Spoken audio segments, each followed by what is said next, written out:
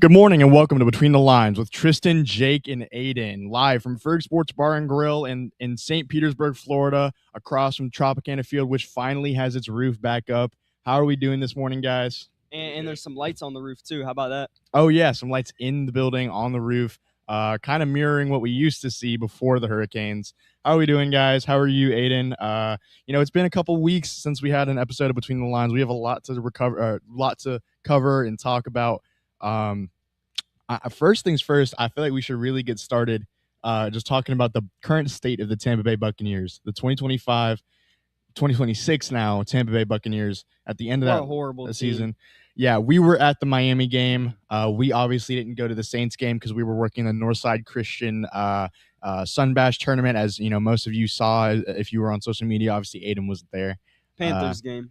We didn't go to the Panthers game, season finale. Oh yeah, the Panthers game. Yep. I'm thinking about rain or games that were in bad weather, and I'm thinking about the one that I actually went to, that Saints game, as it was also in pretty bad weather. Yep. 0-4 this year for me. 4 straight Bucks games. Week 17, 13-17, 0-4. Not too bad of a record this year. If I went to more, I probably would have been a little bit worse. Yeah, I've been to a few Bucks games in my life, and this season I didn't go to one where we came out with the victory. I went to the Philadelphia Eagles game early in the season. I went to the rain game against the Saints. I went to the Thursday night football game against the Falcons. We were there, and we also went to the Miami game where we lost. So yeah, I am 0-4 on the season. Not something to be proud of or brag about at all. But yeah, there's so many things that this Buccaneers team has to improve on in 2026. And just immediately, you saw out of the gate, they're trying to restructure the entire coaching staff. The organization's looking to, fill some gaps that were obvious in this last season, kind of like the special teams area sort of things, just general like health and wellness. What are your key positions and coaching positions that you want to see revitalized and kind of shaped to be better in 2026 going into this next season for the Bucs? Everything, like the whole coaching staff, even guys that haven't been fired yet need to be let go. I've been a pretty high Kevin Carberry praiser in the past, for what he's done with this offensive line, but seeing backups come in this year and just play such a horrible role for this team. They need to get rid of him as well. There's no guy on this coaching staff that really should have a safe job right now. I was really hoping too. I was really hoping that we opened up the defensive coordinator position and kept, like I did see something talk about keeping Todd Bowles as head coach, but removing his ability to make defensive play calls, which I really would have liked if we could have signed a defensive coordinator. But I did see a message a little earlier saying that Todd Bowles will probably remain the defensive coordinator going into next season.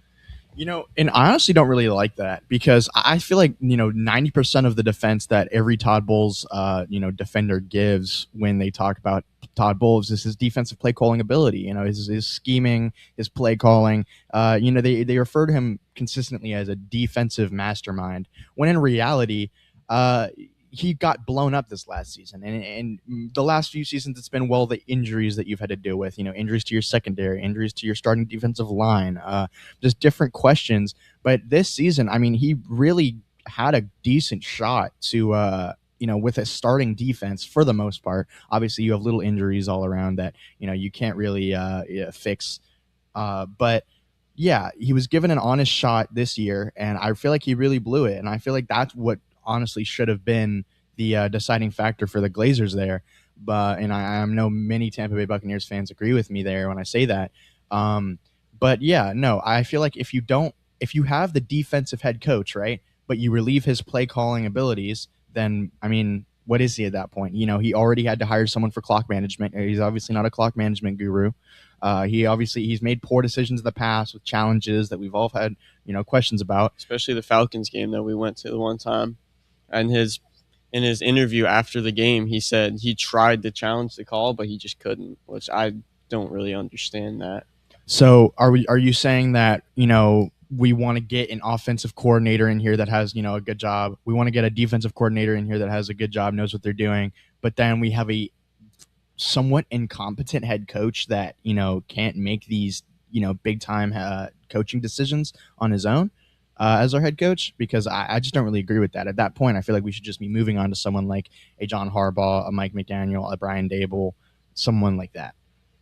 I'll say this, when it comes to offensive coordinator hires, I would love to get, Mike McDaniel in here. I think he's done a phenomenal job with that Miami team, and I think he deserved to keep his job. But when a guy like John Harbaugh comes available, there's not many coaches in the league that are like that. So you've got to take advantage. And I kind of wish the Bucs, moved on from Todd Bowles after hearing that news as well.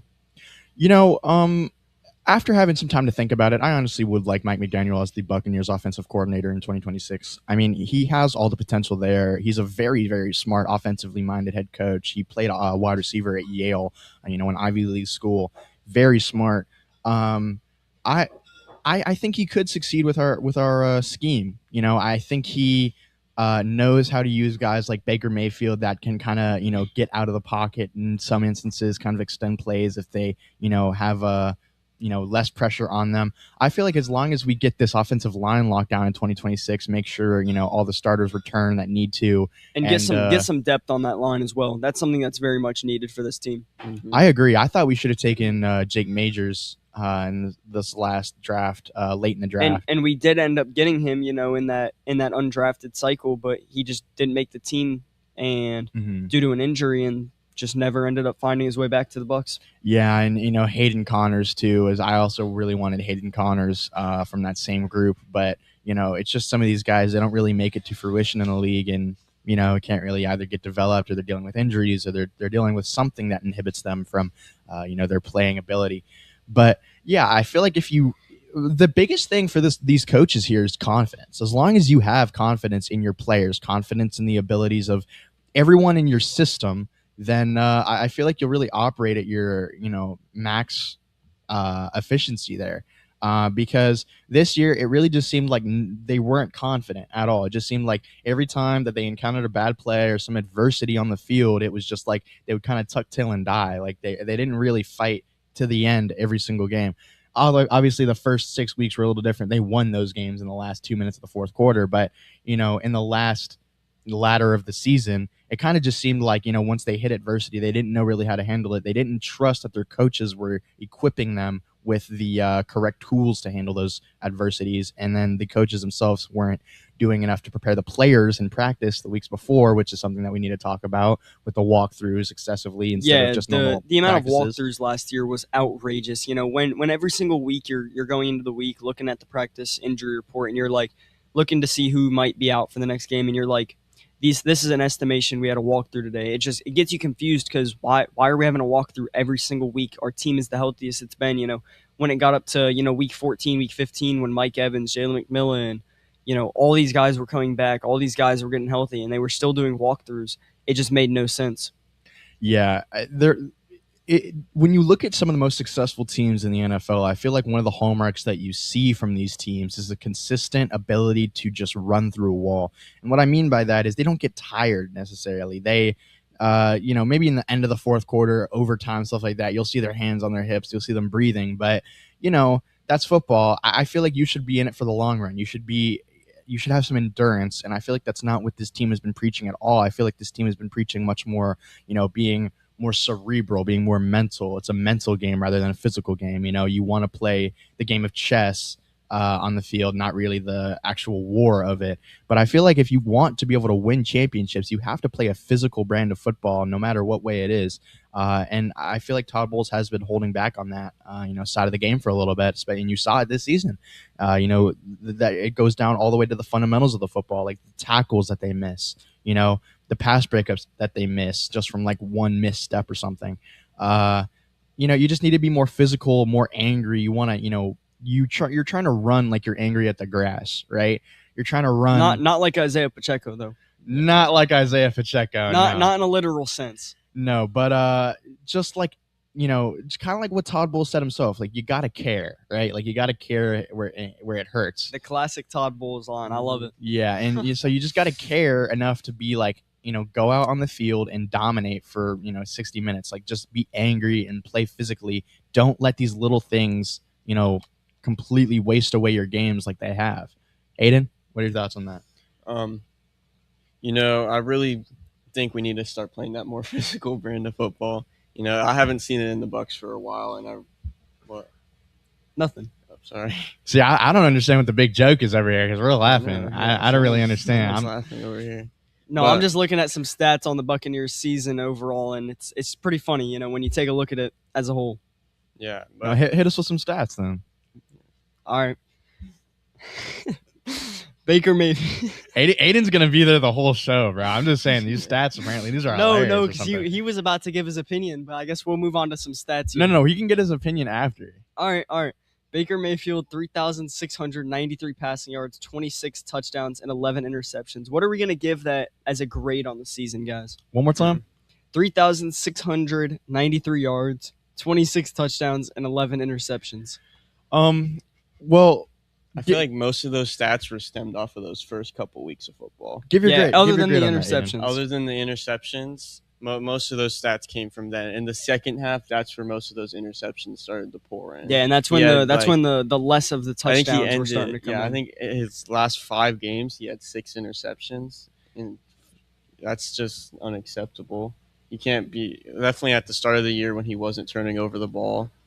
Keep in mind, in 2024, Baker Mayfield spouted a 4,500 passing yard season with 41 touchdowns and a 71.4% completion rate with a 106.8 passer rating. Well, one thing you can't skip over is the 16 interceptions. He did lead the NFL with 16 interceptions. He led the league in interceptions, but he still had 11 this season. Yeah, but 11 is not anything to look away at. 11 is quite a few interceptions. I would easily take a last year Baker Mayfield over this year Baker Mayfield. Without a doubt. And something that comes to mind when you say that is Baker. Is it smarter for the Bucs to extend Baker now, knowing that there's a little bit of risk maybe, but you could also get him on a much cheaper deal coming off of a worse season?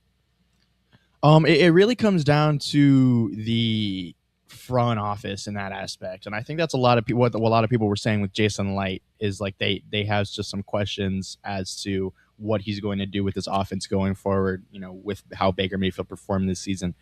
I feel like you should try to re-sign him now. I don't think you should give him a monolithic deal. I don't think you should try to make him like your franchise for the next 100 years or anything. I do think that you should give him I don't think you give him a shot. He's already proved himself. I think you give him a confidence check, like, hey, we're here for you. We're here with you. We want, you to be our franchise quarterback, but we got to see, 2024 Baker again with maybe less interceptions. We can't have this 2025 Baker. Obviously, he was playing behind a revolving door of Walmart offensive linemen, but you just got to get his confidence back. You got to reinstill. I think that starts with a good offensive coordinator. Absolutely, I think that's where it starts. And I feel bad I would love to bring in someone like Mike McDaniel, but I feel like his name really got tarnished by that last season by Tua this last year. Having a terrible touchdown to interception ratio. It just kind of definitely was because what showed after what he did with Quinn Ewers had a very nice end half of the season. I really liked how he played. Yeah, and he played pretty well against that Todd Bowles defense, seventh round rookie quarterback. I feel like every quarterback does. Leave it to Todd Bowles' defense to make a rookie quarterback look like seventh round rookie quarterback. A seventh round rookie quarterback who was the third quarterback on the depth chart to start the year off. Look like an absolute stud. Or 40-year-old Kirk Cousins. Yeah, 40-year-old Kirk Cousins, who's also the second string quarterback for Atlanta. Yeah, just make him look like just a prime Tom Brady out there. He picks our defense. Looks like Matt Ryan against us. Now, some next stats. We'll go into some rushing yards here.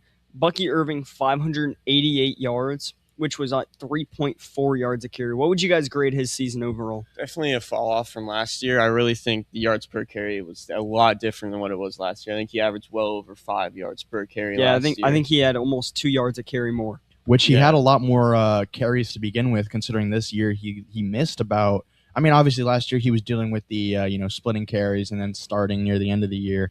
But then this year it was really the question of when will he be getting back? And God, he was out for 6 weeks? I think total. I think it was longer than that. I think it was the Eagles game was his last game, so going into week 5, and then he didn't come back until week 12. Right? Yeah, I think it might have been 8 or 9 weeks. So then, about 8 weeks. that's a big span of time to miss, especially for a guy that's never missed any time in his entire professional career, let alone football career to begin with. I think that there was a question in the middle of the season there as to how that was affecting him mentally and physically. But then we kind of saw when he came back. I mean, he was still looked like the same old Bucky for the most part. He just wasn't getting the security from the offensive line that he needed, and also the play calling didn't look anywhere near like it did last season with Liam Cohen, who's obviously the head coach of Jacksonville now, up for debate of Coach of the Year. But yeah, that's what I was about to go on to. I think offensive coordinator still plays a big role in that because Bucky didn't change too much himself. You don't just. I mean, it happens sometimes. You don't just drop 2 yards per carry just because of his performance at such a young age. It has to do something with the play calling. There's some type of runs that are being called that just aren't getting him the space he needs to make big runs, which he still made a lot of runs that shouldn't have been nothing. He turned into like 8 or 9 yard runs, like where it's just he runs straight into a brick wall, he bounces out of it and gets way more yards than he should have, which also stems back to the point I really think we should get a new offensive coordinator like Mike McDaniel. I will say this, when it comes to Liam Cohen versus Josh Grizzard, obviously Liam Cohen is significantly better, and that's not the point I'm trying to make here. I think Liam Cohen, maybe even made Bucky Irving look better than he actually was due to how good of an offensive coordinator he really was. But I also don't think that takes away from Bucky Irving. I think Bucky Irving is a still phenomenal back, but when you have such a tarnishing play caller against you, it's not gonna. There's nothing that can go well with it. Yeah, and you just need, like I said, that was the main point I was just trying to make, is the confidence aspect of it. You just got to have confidence that your offensive coordinator will call something. You'll hear it in the headset that sounds good, it looks good schematically, it works against the defense. And Josh Grizzard this year, you actually said it when we were at the last Bucks game, or we were just watching the last Bucks game.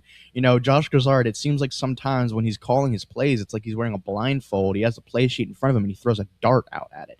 Like he just lands on something randomly and he sticks with it. We want to see more going into 2026, a strategic outlook on the play calling. We want to see, what is this defense showing? What are we matching to go against that defense, and how can we overpower said defense to actually score points, run points up on these teams? We should never have been, taking these mediocre teams to the last 2 minutes of the game. We were winning games like that, but it wasn't enough to stand the test of time and show that we were an actual team that deserved to run the distance. Because, at the end of the day, they ended up losing all those games at the end of the season. Those 2-minute comebacks weren't enough anymore. They couldn't prove that they were like the Bears that, beat the Packers in a comeback in a wild card. And they just fell flat. And that's why they lose the NFC South eventually. And you just got to get more confidence that your guys can, read defenses better, call the right plays against those defenses, and make adjustments before halftime. You got to make mid-quarter adjustments, mid-drive adjustments, I would even say. You should be adjusting to absolutely everything. But then another thing is you should also be setting the tone to make other people adjust to you, not the other way around. Because we saw a lot this season that Todd Bowles was adjusting to other people instead of making them adjust to us via force. Yeah, and it seems like a lot of times when the Buccaneers did come out hot, I want to use the let's see. I think you can use the Miami game as an example. The Bucs came out hot in that first quarter with a phenomenal first couple of drives, and then, they just really fell apart after that. The Mike McDaniel, potential offensive coordinator for the Buccaneers next season, really made a good game plan and really adjusted to the Buccaneers before halftime even got there and really shut them down for the rest of the game. Yeah, and it's just like, you gotta, when you recognize all the other teams in the league are able to do this, all the teams that succeed at a high level, all the teams that, want to make a run for something, they're all able to adjust to things quickly. They never let things, hinder their performance for an extended amount of time. They just get it over with, and they kind of rip the Band-Aid off, and they make a change if their original game plan wasn't enough. It seems like they have this mentality so frequently where it's, what we already have, we want to work with. All, the guys in house, we want to work with. We don't want to, branch out. We don't want to make changes. We don't want to either. And this guy, like, I'm kind of branching out towards, the recruitment aspect of getting other guys on the team, of, reaching out and getting, other personnel to play positions. But, it's very like in-house centered. They're already confident in what they have. They don't want to make any changes. It's one of the biggest questions is making changes, to the roster, to the play calling ability mid-game. You just don't see it a lot from this team, and I think that's one of the biggest things they can work on in 2026. I want to get into a free agency list here, and I just want to go down the line and do re-sign and unre-sign. So, or re-sign or let go, let walk. Maybe attempt, but at the right price. So, start off Mike Evans. Well, it'll get pretty easy, and then it'll start to get a little bit. Obviously, it's such a culture piece. If he wants to play another season, which I completely imagine that he would, especially after how we looked at the end of the season, I would say re-sign without a doubt. Yeah, absolutely. Give him whatever he wants. He's earned it throughout his career, and I think the same goes with Levante David, who's next up on the list. Yeah, I think Levante David. I think he ends up retiring. I think he does too. If he wants to be back, he needs to be a Tampa Bay Buccaneer. Yeah, no doubt. Such a leader for this defense. Even when the whole defense is playing down, he's the leader in that defense. I really like how he plays. I feel like if it comes to like the Bucks, like in some hypothetical situation, not re-signing him if he ends up not wanting to retire, he just retires. I feel like if it's not the Bucks, he retires. I also agree with that. I feel like there's only a very few instances where he doesn't retire and stays with the Bucks going into 2026, and that's if they make quite a few major changes, kind of mirroring that 2020, late 2019 sort of deal where it's like they're really trying to win now. They're trying to sign key pieces to win now. And I feel like I think that goes into a Trey Hendrickson kind of deal. I think Max Crosby, honestly. Max Crosby, Trey Hendrickson, either or, I would like Trey Hendrickson. I want us to we can Keeping get Trey the draft Hendrickson. Picks would be big. Yeah. Getting to keep those draft picks and draft, because we know how good we've been drafting in the past couple of years. Getting like star players in the past couple of years. They can when we trade, this is a secret, right? When we trade, they can always get our second round picks. They can have as many second round picks from ours as they want. Absolutely. No, they can keep those. We have a lot. Unless we're going to draft an offensive lineman, because Jason Light seems to do pretty good with second round offensive linemen. We got Cody Malk, Luke Gedicke over the last few years, and then it gets to the Chris Braswell and Benjamin Morrison, who I'm not ready to give up on either of them yet. Well, yeah, because people Braswell's pretty close. After the first year of like players like Derek Stingley looked like he wasn't like all good as his very first year. People were thinking, because I'm pretty sure he got taken over Sauce Gardner. I'm pretty sure people were watching that and they're like, "This is a bust. We should have taken Sauce Gardner." And now he's better than Sauce Gardner. Than Sauce Gardner. You have to give them. I think you give someone years. If you give them a couple 3 years, I think 3 years to show. Yeah. To show that you can make somewhat of an impact on the field is your timeline. That's my opinion. Ali Marpet was another second round draft choice by Jason Light. Yeah. Second round lineman. Next name up, we have Jamel Dean. It depends on what he's asking for. Obviously, this year he was in that contract year, so he was playing a lot better than we'd seen him before. Obviously, at the end of the season, still very injured, as we've always seen out of Jamel Dean. That's what we've come to learn. But he was pivotal for this Tampa Bay Buccaneers defense early in the year. If he's asking for what his old contract was, I would say, honestly, let him go. But what's the most amount of money you would give Jamel Dean? Per year? Per year, and how many years?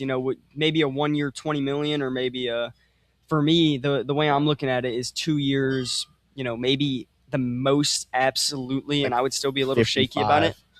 55? 55 is a 60. That's over I'm not 2 years? 60 over 2 years? I would maybe pay him 30 over 2 years. Maybe. I would be shaky on that. Yeah, I wouldn't pay him anything. I wouldn't pay him more than $20 million a year. I think we've got the guys in-house to replace his play if we need it, but I think having him obviously helps us a lot. Just looking on what he was at what he was on before, and it's just like you really want to know what's going through his head as of right now. And you want to know if he wants to like shop a little bit, like if he's looking at other organizations, people that looked at his play this last year when he was healthy. Yeah, you really you can't put up that much money for someone you can't guarantee is going to play at least 10 games. And then you're restricting yourself to, put other positions at jeopardy. If you give Jamel Dean $30 million, you are immediately out on Trey Hendrickson. Yeah, you could just. There's just no way you're going to be able to free up enough cap to get him Mike Evans, replace and then them, re-sign all these guys like Mike Evans, and then if also go Levante out David and get a comes good back. draft Mhm. in terms of draft pick money. But next up, we have K. Dotton, and I'm going to say no on this I'm one. saying no on Yeah, K. I think I'm it's gonna time say to move no. on. I think Mhm. he's a solid contributor. I wouldn't mind if they brought him back at $5-6 million a year, but I just don't think that he's a reliable piece. I Yeah, think he you can really- find a guy to replace his value at I much gotta better say, value. I gotta say, they got when you talk about guys in house, I feel like in house is one of the most important things for the tight end group because you have Payne Durham. Payne Durham is not that special. He had some He's bad a great plays. blocker though. Great blocker. He had some poor plays this last season. He can catch touchdowns if the plays misdirected. Directed to someone else thrown and right at his chest. yeah. I do think that the future for Buccaneers tight ends though is Devin Culp, and I've been saying this since he was drafted. Just a freak of an athlete. I absolutely think he is the future for tight ends for the Buccaneers, and the reason I say that is because if you look at how the tight end position has evolved over the last few years, right? You see these guys that are succeeding in the league. First, it started with Rob Gronkowski. Obviously, he could block, but he was used as a wide receiver by Bill Belichick in some instances, right? And that's the best tight ends in the league. Brock Bowers, Travis Kelce. Mhm. You know, And they're I was not about to even- say, they're yeah, not like biggest tight ends either. They're smaller end tight Yeah. ends. I was about to just say, Devin like Cole. Travis Kelce is a huge example. When he was in his prime, Travis Kelce was dominant. Many people debated if he was the best tight end that had ever played the game. Tony Gonzalez going back in time a little bit. You also have, like you said, Brock Bowers. Even like Trey McBride's a little bigger, but he's still very shifty and athletic. I think that if you look at all the franchises that that win Super Bowls, you'll notice on every Super Bowl winning team or Super Bowl caliber team is a star tight end or a tight end that is competent and can do their job very well. And I think that Devin Culp can fill that position very well for the Buccaneers going forward. I think that like you said, freak of an athlete. I think he can run great routes. He's got great hands. He's got great play. Just understanding. And I obviously he's not even that small either. He's on the smaller side of weight, but he's still about 6'4", 6'5". So I think he's the future, and I'm rocking with Devin Culp all the way. Yeah, I would like to keep in house though, keeping Devin Culp because this next free agent tight end class isn't looking that strong. Yeah. Biggest tight end name up there is Juwan Johnson, and then you fall down to players like Mike Gesicki, and then you go way back down. You go to Austin Hooper, Hayden Hurst, and Gerald Everett. And then if Zach Ertz ends up coming back, he'll also be a free agent. I believe he has a torn ACL. I don't think he's going to be I playing don't next think. season Yeah, I at don't all. think. Anyways, I think he's just a instant scratch. But yeah, I'd like to stay in house and get Devin Culp to really to really play a big role because he's such an athletic player, and he showed in his one game that K. Dotton wasn't playing. That's Yeah, the he had a game against the phenomenal game. Falcons. He had a great game, and it really showed that I think they kind of like him more than they like Payne Durham too, because they really showed that in Yeah. that game that K. Dotton didn't play. Devin Culp was in there a lot of the time. Definitely on the receiving plays, that Devin Culp was there, and he stepped up. next up we have Rachaad White, and I'm going to say this: I would love to bring him back, but I would love. we've seen the tweets, we've seen everything that he said. He's gone. Yeah. Rachaad White's gonna go, but I think he does play a great role in this team. But I feel like Sean Tucker stepping up really took his, because we did use him a lot as a power back too, which I Yeah. feel like Sean Tucker stepping up really takes away his need for using him as a power back. He's really just a solid, just receiving back for us now. 'Cause And he's a phenomenal blocker as well. yeah, he's a great pass blocker too. Todd Bowles said it midseason, just kind of ride the hot hand, right? And Mhm. two of the running backs we've seen the most success out of this last season were Bucky Irving and Sean Tucker. And Rachaad White really just kind of found a place where he's in a place where he doesn't really have much of a role as much anymore.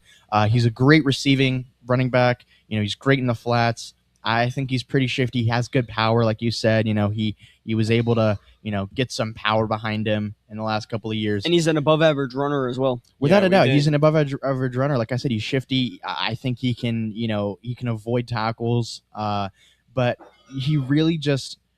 There are places in the league where I think he's a starter. There are places in the league where I think he will find success. I just don't know if it's the Tampa Bay Buccaneers. Obviously, he changed his profile picture on Instagram to a picture of him and Jaden Daniels at their Sun Devil days in Arizona. He said, thanks for everything, Uno out on Instagram and all this stuff. And he was, just seen around the stadium for what many thought was the last time, this last game. But yeah, I honestly would say you probably have to pass on him, especially if you want to have a chance at signing a big name on the defensive side of the ball. Next up, now it's starting to get a little bit different here. Logan Hall. I would we say you Logan let Hall go. walk. That's another second round. I think he's a solid contributor, but just bringing him back, it's just get a different guy out there. Even if he ends up being worse than Logan Hall, just change something up. You can't run out there with the same guys every year expecting to get different results. Get a guy that you can at least maybe show something. Yeah, I think Logan Hall was mainly praised for his size too. He is huge. Yeah. And he just doesn't have really the skill that pushes out his size really. I would have to say, let him go just because of the fact that, they expected a lot more out of him. They expect him to play a bigger role than he does, and he just can't really live up to that. And, it's kind of like a Joe Tryon-Shoyanka situation where, at the end of the day, he makes plays every once in a while. Like, you'll see it, but it's just not as consistent as you want it to be, and it's nowhere near where they need him to be if they want him to be that kind of like franchise middleman for the defensive line. So yeah, I'd just say let him walk and get someone that can fill that gap really well. And get someone to do the same exact thing as him, and it'll be fine. Just get a different guy out there for me. Yeah, I think he has a very similar problem than what JTS had, and that's getting to the quarterback. Mm-hmm. They both didn't get to the quarterback at all in their stints with the Bucs. Next up, now this might be the hardest one so far, guys, so get ready. Hassan Reddick. No. Tarnish him. He could genuinely go to like the Chinese football league for all I care. I don't think he would make the team because that is genuinely the only place he will find a job. Maybe. I don't think. Yeah, no. Like I would genuinely have rather had Anthony Nelson start over Hassan Reddick. I wouldn't want him on the league minimum. Yeah, I don't want him on the. I don't want him on the team. I don't want him on the practice squad. I don't want him in the locker room. I don't want him anywhere. You paid how much? 12 mil, 14 mil, 17. $12 million for Hassan Reddick. For a single year. We paid 12 mil for 2.5 sacks. Yeah, I do want to give the Bucs credit though. They went out. They recognized that edge rusher was a problem, and they tried to make a difference. It didn't work out, but you've got to give them credit for trying. Yeah, I really like their insight there. Picking up a washed up edge who hadn't played in over half a season. I really like that. That was just one of those things where it's like, wow, I can't believe they're really doing this because it's like, wow, that's really a big name. That's really someone huge, a big signing there. I do feel like that's going to limit what they want to how much they're going to go out to go get Trey Hendrickson. Just because I feel like they're going to have that feeling like, dang, last year it better not. I hope it doesn't. At but this I point, feel like they're gonna have that guilt, being like, damn, we just paid $12 million to get. They do kind of have that buyer's remorse. I'm sure they do have that buyer's remorse, but at this point, I don't even know if they're like saying, hey, let's go out and get Trey Hendrickson. Like, get Joey Bosa as well. Not both. Please do not get both. That would be outrageous amount of money. But Joey Bosa would be fine for me too. I'll take him. Joey Bosa, he did play pretty solid for the Bills this last season. He didn't play bad at all. A list of solid edge rushers or interior defensive linemen you think would work well on this Buccaneer squad. We got to start with Joey Bosa, as we were saying, Trey Hendricks, Max Crosby. Mm-hmm. Please give me Max Crosby. I would love Max Crosby. Max Crosby on the Buccaneers would feed families. I also really do love first-round draft picks. I love watching. Yeah, I think if you're choosing between going out and signing Trey Hendrickson or trading for a lump sum of money, or trading multiple first-round picks to pay Max Crosby the same amount that you're going to end up paying, maybe a little bit less, like $2 or $3 million less, as well as giving up a first-round pick, maybe even two. I think it's worth it to go out and make a big push for Trey Hendrickson. Yeah. I when you think of other edges around the league or just defensive linemen as a whole, you want to pair someone up with Vita Vea that can work on the inside well. Kind of like, obviously not him because he's probably going to be staying in Detroit for almost his entire career, I'd imagine. But a guy like Aiden Hutchinson, a guy that can kind of go from the inside to the outside, can relieve some of the pressure on the inside for the stronger defensive lineman like Vita Vea if needed, and then just get pressure where you need it. And I'd have to say someone kind of like I don't even know, like someone. I just think we need someone that can win just being one on one. Yeah. Because Vita Vea is getting double teamed every time, which is leaving everyone else one on one, and we're still not getting to the quarterback. We need someone that can win a one on one. And you know, I want to give Yaya some credit because Yaya Diaby is close to that guy. He's just, I think he's just kind of at his ceiling right now, where he's going to get that 7-sack season every other year, and that's just all he's going to be, and that's fine as an edge rusher too. But if you're going to be the most leading the edge rushers in sacks by 5 sacks at 7, it's ridiculous. There is no reason at all for you to be the best edge rusher on that team. And the thing is with defensive line play is when you have a good guy that excels at his job, he elevates everyone else, right? The Cleveland Browns have a pretty good defensive line, and obviously it's because they have a historic defensive edge, in Myles Garrett that, obviously just broke the sack record.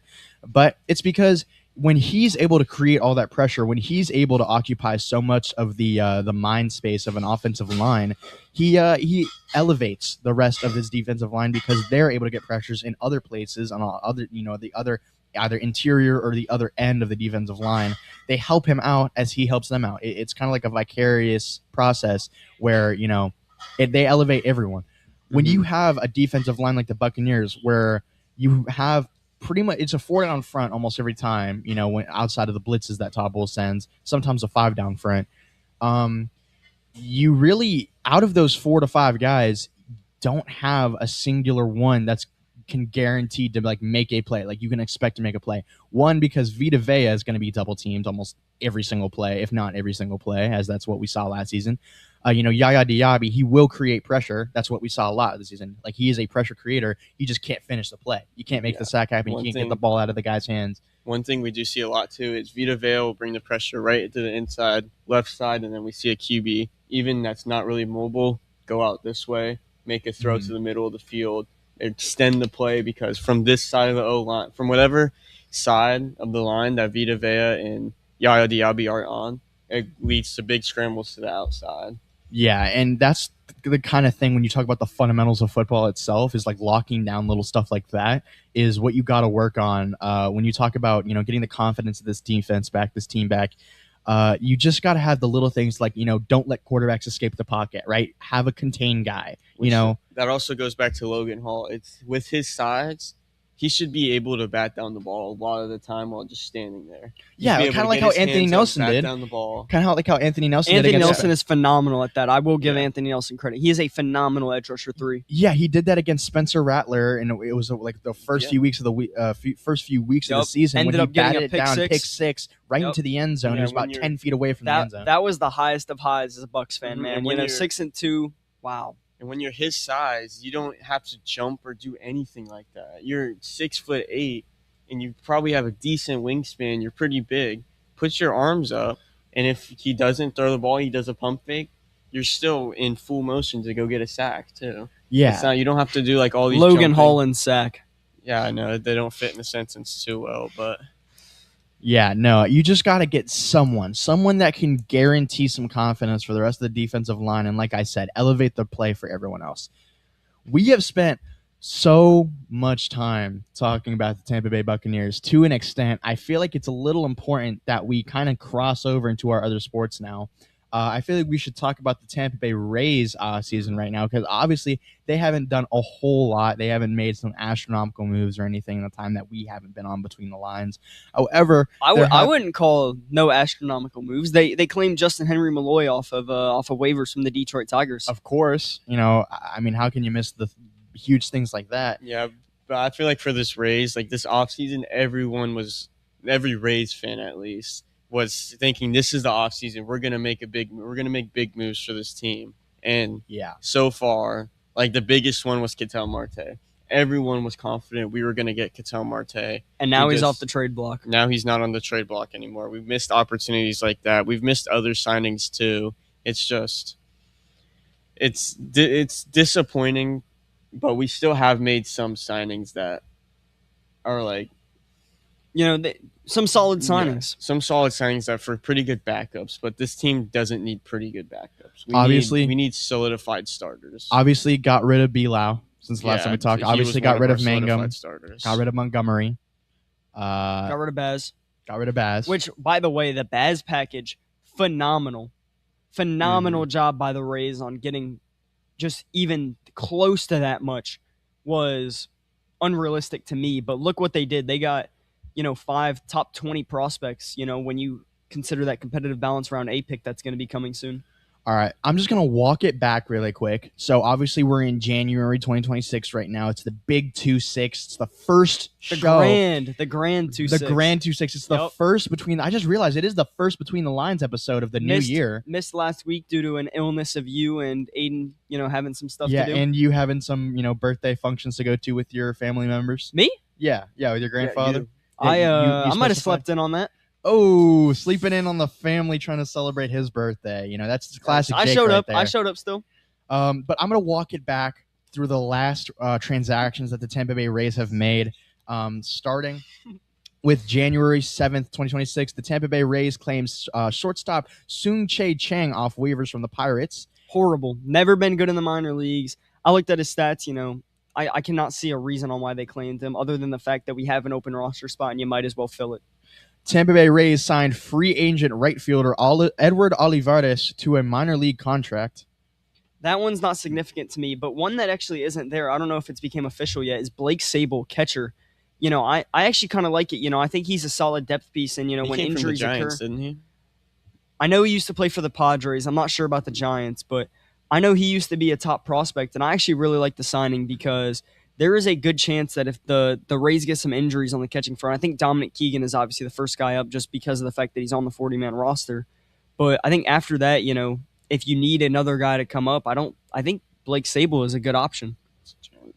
On the 6th as well, the same date as that, the Detroit Tigers traded right fielder Justin Henry Malloy to the Tampa Bay Rays for cash. Now, I want to go on that real quick because Justin Henry Malloy, when, a Rays fan goes and looks at his MLB page and they see the 2025 season where he hit 221 and 1 homer and 100 at-bats, it doesn't look too impressive, but you guys got to realize that this is a former All-Star Futures Game player. This is a former top prospect at just 25 years old who has only 300 Major League at-bats. I think this guy really could be the right-handed outfielder that the Rays have been missing. I actually agree with that. When you look at the Rays, especially currently in the last season and whatnot, there are some key things that you just don't see enough of that you would think would change the trajectory of some games, especially at certain points in the season. And a right-handed outfielder, obviously you already have so many lefties out there. Yeah, you have Josh Lowe. Christopher Morel. Yeah, Christopher Morel, Josh Lowe, dude.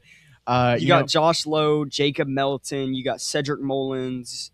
Forgot about Cedric Mullins. Chandler Simpson. You got such a left-handed oriented outfield. And, maybe you count Richie Palacios. I believe he, at this point in the offseason, it's unfortunate to say, I think unless Nico Horner gets traded here, I think he will be our starting second baseman, which I have mixed feelings about that.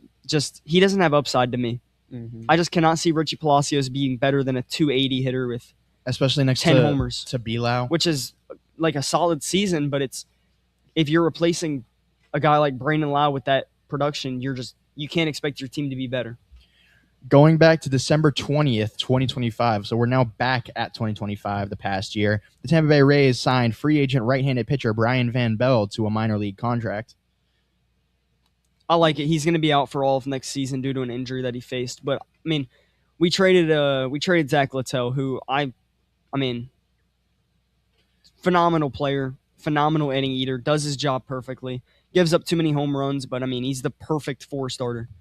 Yeah, and it's leave it back to this organization. Just look for the future once again. It's definitely a future prospective and type of he's move. 28 years old as well, so it's there's not much to look forward to on that, but maybe he can come up and be a contributor in 2027 if baseball's even being played then.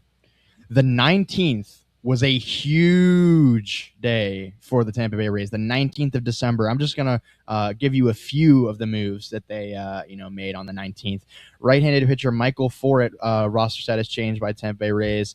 The Tampa Bay Rays claimed right-handed pitcher Osvaldo Bido off waivers from the Braves. The Houston Astros traded left field Jacob Melton and right-handed pitcher Anderson Brito to the Tampa Bay Rays. Very good prospects there. The Houston Astros traded already went over that. The Tampa Bay Rays traded second baseman Brandon Lau, left fielder Jake Mangum, and left-handed pitcher Mason Montgomery to the Pittsburgh Pirates. The Tampa Bay Rays traded right-handed pitcher Shane Baz to the Baltimore Orioles for catcher Caden Bodine, outfielder Slater DeBrune, right-handed pitcher Michael Forret, outfielder Austin Overn, and draft pick 2026 competitive balance round A pick.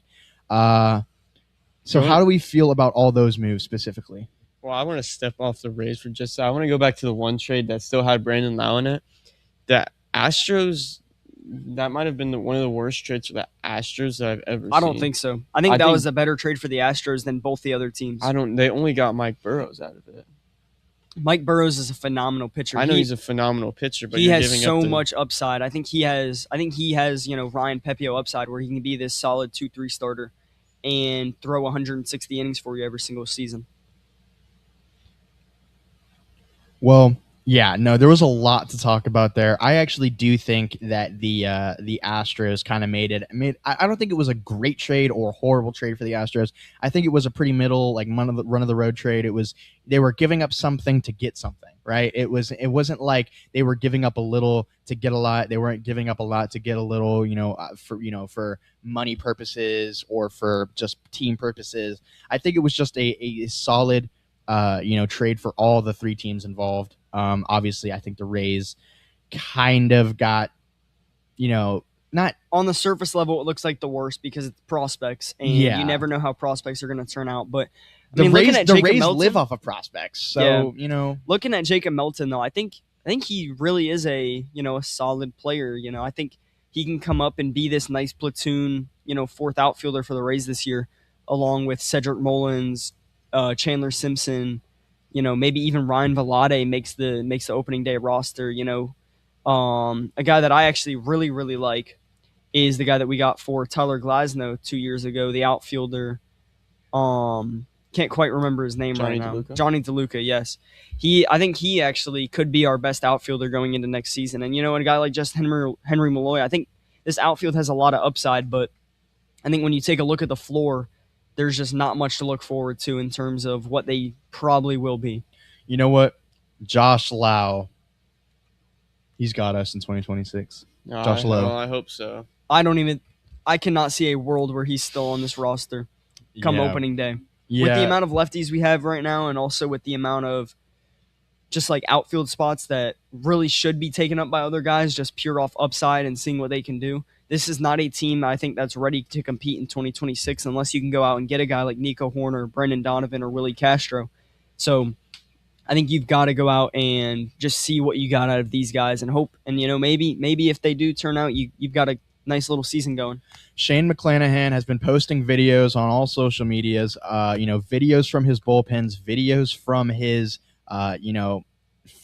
features on the mounds, just different practice facilities, training facilities, athletic facilities, whatnot. How excited are we to hopefully see Shane McClanahan back on the mound pitching for the Tampa Bay Rays in 2026? God bless, just hoping. God forbid any injuries, man. God forbid any injuries. Obviously he's slated to pitch, I think it's the third day after opening day, which, just looking forward to that, hoping that, everything goes, strong in his recovery and that that timeline is correct. I'll say this. If I have worked the first Shane McClanahan bump day in, almost 3 years, I'll tell you this, I will not be at work that day. I don't care what they have me scheduled for. I will not be working on a Shane McClanahan first bump day of the season. I do think he's really going to elevate the Rays too, because last time we had him, which is hard to even remember, he's been out for so long. Last time he played, won't say the name, but there was a certain guy still on the roster, as well as Randy Arozarena. So that, Randy Arozarena was here almost an entire year since the last time we've seen Shane McClanahan pitch. So and he's such a big pitching arm. Like he's one of the very small true aces in the league. Mm-hmm. And especially as a lefty, there is not many guys like that. Yeah, obviously you have. Yeah, he's one of the very few true aces in the league. There are not many guys like him. I think when you take a look at lefty aces, I think, based on what we know from him, there's 3 guys in the league that you can even put in a conversation of an ace. I think it's Garrett Crochet. I think it's Terry Skubal. and I think it's Shane McClanahan. I couldn't agree more, and that's just one of the reasons why I'm so excited to see him pitching next season. But before we wrap things up here, we got 4 minutes till 11's on the clock, and so 12's on the clock. We go from 11 to 12 here every Sunday from Ferg Sports Bar and Grill. You've been listening to Between the Lines. I do want to quickly talk about the Tampa Bay Lightning and the streak they've been on recently. Just last night, January 10th, 2026, they beat the Philadelphia Flyers 7-2 in an impressive victory. It seemed up and down to start, but then going towards the end of the game, the third period there, it was really all Lightning. The Lightning had 23 shots over the Flyers, who had 20. The Lightning only had 18 hits off the Flyers, who had 32, but they won the faceoffs by 63%. They had so many key plays. I just got to say, Nikita Kucherov, absolute dog, 4 points off of 2 goals, 2 assists.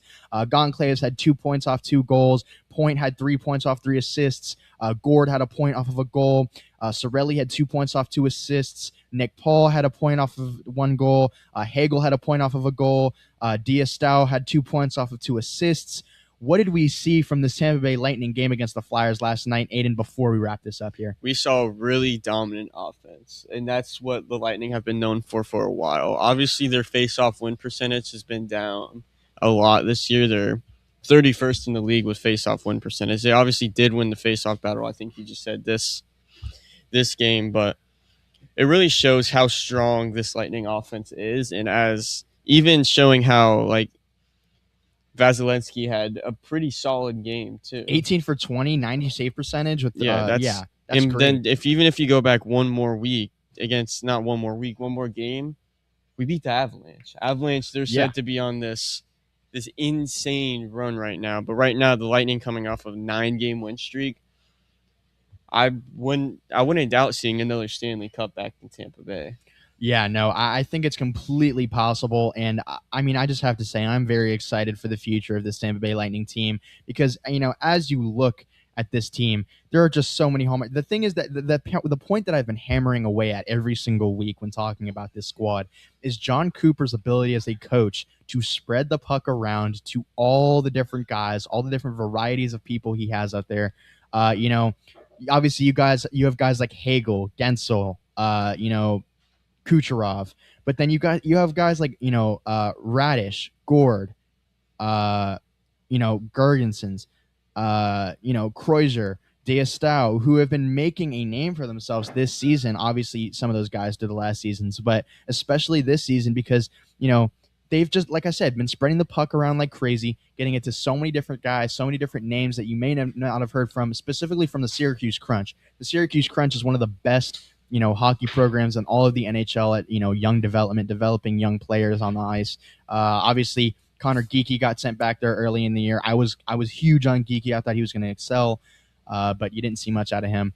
Any closing remarks with that? Yeah, I do just want to add one more just to vision how good this Lightning run is. Obviously beating the Avalanche, but in this 9-game win streak, there hasn't been one game that we have scored under 4 points. Just to really show how dominant. And the past 3 games, we have put up 18 points. That's actually just wild, especially for a hockey club. Yeah, averaging 6 points a game in the past 3 games. That's just phenomenal. It's really showing how strong this Lightning offense has been in the past. Even defense, too. They're not leading, but they're second place for a lot of stuff in that, too. They're drawing a lot of penalties. Really, that's what they're doing best is drawing penalties, which is really not shown, but it really shows up. Yeah. Really shows up on game day. Yeah, I completely agree, and you really want to see that kind of play style come back to the rest of Tampa Bay here in the next couple of years. But with right now, we want to thank you for tuning into this week's episode of Between the Lines with Tristan, Jake, and Aiden, as we will be live every Sunday from 11 to 12, live here from Ferg Sports Bar Grill across from Tropicana Field, right on Central. We want to thank you for watching, and we want to make sure you have a fantastic week. Thank you for watching.